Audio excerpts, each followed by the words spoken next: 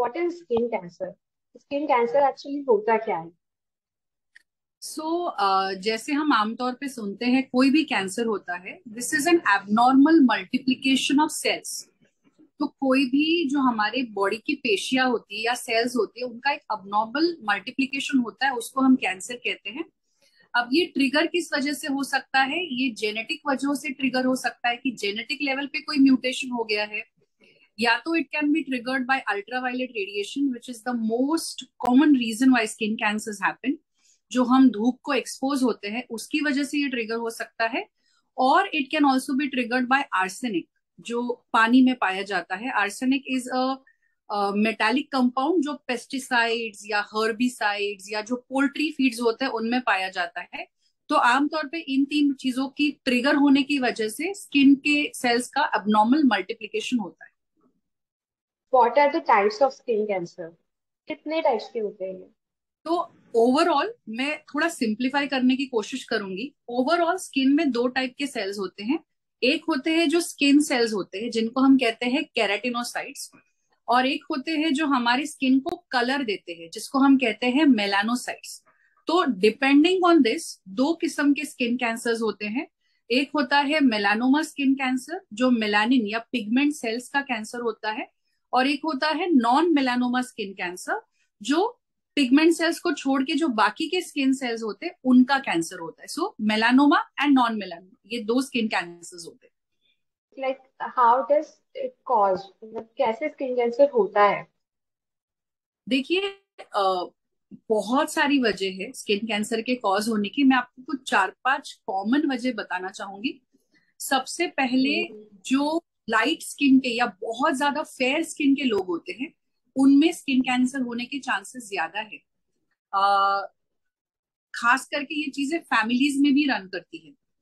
जैसे हम as a Indian population, हमें हमारे पास ब्राउन स्किन है। हमारी ब्राउन स्किन जो है उसमें बहुत सारा मेलानिन होता है, जो एक्चुअली हमें बचाता है स्किन कैंसर से। तो जिन लोगों का स्किन बहुत फेयर होता है, पहला तो वो होता है जिनमें स्किन कैंसर होने के चांसेस ज्यादा होते हैं। दूसरा, वो लोग जो बहुत ज्यादा सन को एक्सपोज होते हैं। जैसे जो नॉर्थ ईस्ट के लोग हैं, जिनकी स्किन भी फेयर होती है और उनका बहुत ज्यादा सन एक्सपोजर होता है, जो एग्रीकल्चर में काम करते हैं या जो माउंटेन्स चढ़ने का काम ट्रेकर्स जो करते हैं, उनमें ये होने का चांसेस ज्यादा होता है। तीसरी चीज, जो लोग ऐसे पानी के संपर्क में आते हैं जिसमें आर्सेनिक का प्रमाण ज्यादा है। जैसे मैंने अभी कहा था, आर्सेनिक एक ऐसी चीज है जो पेस्टिसाइड्स हर्बिसाइड्स में ज्यादा पाई जाती है। तो जो लोग इस इनफैक्ट गंगा नदी जो है, इसके जो पूरा बेल्ट है, नॉर्दर्न और ईस्टर्न बेल्ट है, यहाँ पे पाया गया है कि this water is positive for arsenicosis. तो ऐसे लोग ओके। जब पानी में मिल जाते हैं, उसकी वजह से भी स्किन कैंसर हो सकता है।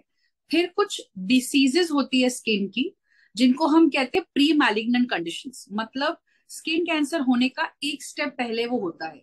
जैसे फॉर एग्जांपल, एक बावेन्स डिसीज होता है, एक पेजिट्स डिसीज होता है, एक डीएलई होता है।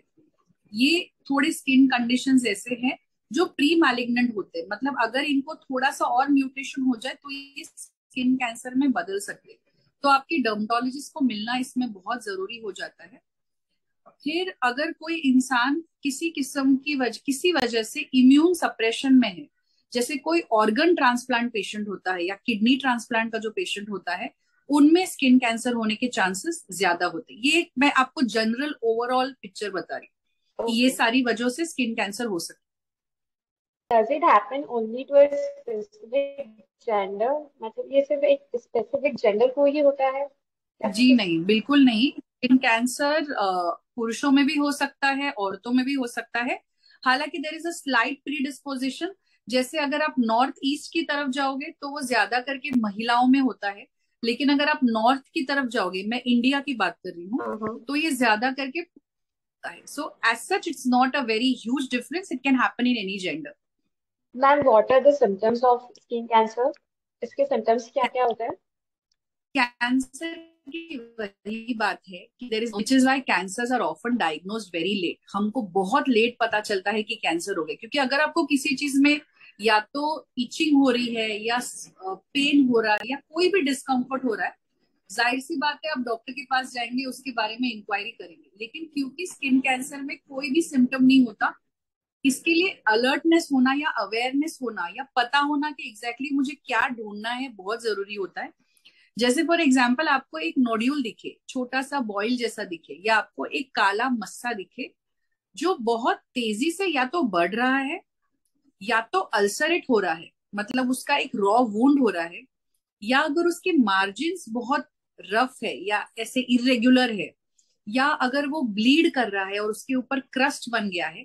ये सब छोटी छोटी चीजें हैं। अगर आपको लगे कि अरे ये एसिम्टोमेटिक चीज मेरे स्किन पे है जो सडनली चेंज कर रही है अपने फीचर्स, तो आपको थोड़ा स्ट्राइक होना चाहिए कि शायद मुझे मेरे डर्मेटोलॉजिस्ट के पास जाके इसको चेक करवाना चाहिए। So, ma'am, how would a person can know that he or she is suffering from skin cancer? So these very things what I just said, if you see कि there is a mole or there is a nodule and it is suddenly increasing in size or changing its surface or it started bleeding या उसके irregular surface हो रहे हैं या ulcerate हो रहा है, अगर आपको लगे ऐसी कोई चीज हो रही है तो आपको जाके आपके स्किन स्पेशलिस्ट को मिलना चाहिए। At what age does skin cancer happen? ये कौन सी एज में हो सकता है? स्किन कैंसर किसी भी एज में हो सकता है, वेरी ऑनेस्टली। 0 से लेकर 75 ईयर्स तक कभी भी हो सकता है, बट आमतौर पे जो 6th डिकेड ऑफ लाइफ होता है, 60s में हम ज्यादा करके स्किन कैंसर देखते हैं। Ma'am, how common is skin cancer in India? ये कितना कॉमन है स्किन कैंसर इंडिया में? जी, लकीली जैसे मैंने कहा, क्योंकि हमारी ब्राउन स्किन है, स्किन कैंसर इंडिया में बहुत रेयर है। अगर हम इंडिया के सारे कैंसर्स को काउंट करें तो skin cancer used to constitute less than 1% of all the cancers that are present in the Indian scenario. लेकिन पिछले 3 सालों में ये पाया गया है कि ये 1% बढ़ के 2 या 3% बन रहा है, खास करके नॉर्दर्न और नॉर्थ ईस्टर्न बेल्ट में इसका प्रमाण बढ़ रहा है। अभी इसकी दो वजह हो सकती है। एक तो या तो हमारा वाटर है वो बहुत ज्यादा कॉन्टेमिनेट हो रहा है पेस्टिसाइड से या फर्टिलाइजर से। जैसे मैंने कहा था, आर्सेनिक एक बहुत कॉमन कंपाउंड है जो ना ही स्किन कैंसर बट बहुत ही अलग अलग किस्म के कैंसर से रिलेट करता है, कोरिलेट करता है। दूसरा, हमारा जो एनवायरमेंटल पोल्यूशन हो रहा है उसकी वजह से ओजोन लेयर डैमेज होता है।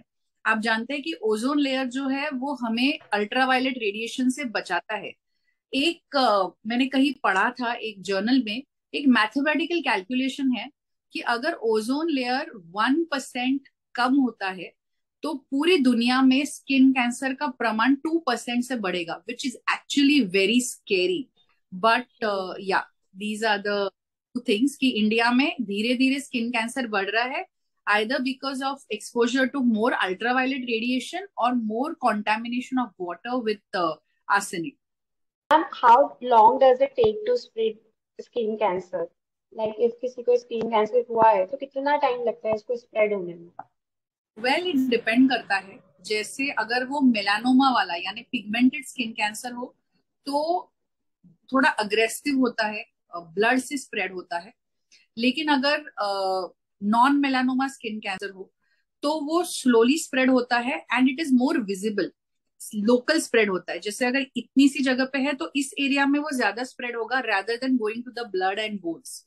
तो it takes a couple of years, it is not a very fastly spreading cancer. What are the main areas of the body which can affect easily? ऐसे कौन से areas है body के जो बहुत easily affect हो सकते हैं स्किन कैंसर को? तो आमतौर पे क्योंकि अल्ट्रावायलेट रेडिएशन यानी धूप से ये ज्यादा होता है, that is the most common, most scientifically studied factor in skin cancer.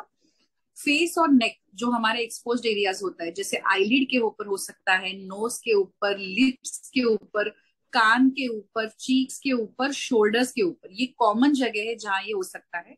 But उसके अलावा भी अगर किसी को एसटीडी है यानी सेक्सुअली ट्रांसमिटेड डिसीज है तो एक किस्म का जेनाइटल वॉर्ट होता है जो आगे चल के स्किन कैंसर बन सकता है। अब वो तो सन एक्सपोज है नहीं, लेकिन वहां भी हो सकता है। और अगर किसी स्कार पे स्किन कैंसर डेवलप हो गया, कि कोई पुराना बर्न का स्कार है या कोई अल्सर है जो हील नहीं हो रहा है, वो तो कहीं एक्सपोज बॉडी पे होना जरूरी नहीं है, वो कहीं छुपा भी हो सकता है, वहां भी कैंसर हो सकता है। सो फेस एंड नेक भले से ही कॉमन है, लेकिन बाकी जगहों पे भी हो सकता है। Okay. And what is the worst type of skin cancer, मतलब कौन सा सबसे वर्स्ट टाइप है स्किन कैंसर का? जो मेलानोमा वाला कैंसर होता है, जो पिगमेंट एसोसिएटेड होता है, वो ज्यादा वर्स्ट होता है। अच्छी बात ये है कि इंडिया में जो स्किन कैंसर होता है वो नॉन मेलानोमा किस्म का ज्यादा कॉमनली होता है, मेलानोमा किस्म का थोड़ा कम है। तो melanoma is the okay. One which is kind of skin cancer, yes. Common factor that can cause skin cancer, मतलब ऐसे कौन से कॉमन फैक्टर्स है जो स्किन कैंसर कॉज कर सकते हैं हमें? सबसे पहले तो फैमिली टेंडेंसी। अगर आपके घर में किसी को स्किन कैंसर की शिकायत है, तो एक आप एनुअल एग्जामिनेशन आपके स्किन स्पेशलिस्ट के पास करवा लीजिए, जस्ट टू एग्जामिन कि कोई मोल है, कोई रीग्रोथ है जो हमें सस्पिशियस लगे, हम उसकी बायोप्सी करके जांच पड़ताल करके जान सकते हैं। नंबर टू, अल्ट्रावायलेट रेडिएशन, जो मैं हमेशा कहती हूँ कि सनस्क्रीन का इस्तेमाल जरूरी करिए, not just to protect from tan but to protect you from skin cancer. Third, be aware of the kind of water you drink. आप जो पानी पीते हैं, क्योंकि आर्सेनिक पीने के पानी से ही आप तक पहुंचता है, या जो आप वेजिटेबल्स खाते हैं वहां से पहुंचता है। ये तो खैर एक बहुत ही नेशनल लेवल या पॉलिसी लेवल की बात हो गई, कि जहाँ पे हमें एक ध्यान रखना चाहिए कि हमारे पानी में कितना कॉन्टेमिनेशन हो रहा है आर्सेनिक का। और अगर आप ट्रांसप्लांट पेशेंट्स है या कोई मेडिसिन पे है जिसकी वजह से आपका इम्यून लेवल सप्रेस हो रहा है, तो आपके डॉक्टर्स या आप अवेयर होने चाहिए कि आप एक एनुअल एग्जामिनेशन करें एक स्किन स्पेशलिस्ट के पास, कि क्या मेरे बॉडी पे या फेस पे या माउथ के अंदर भी कोई सस्पिशियस लीजन है या नहीं।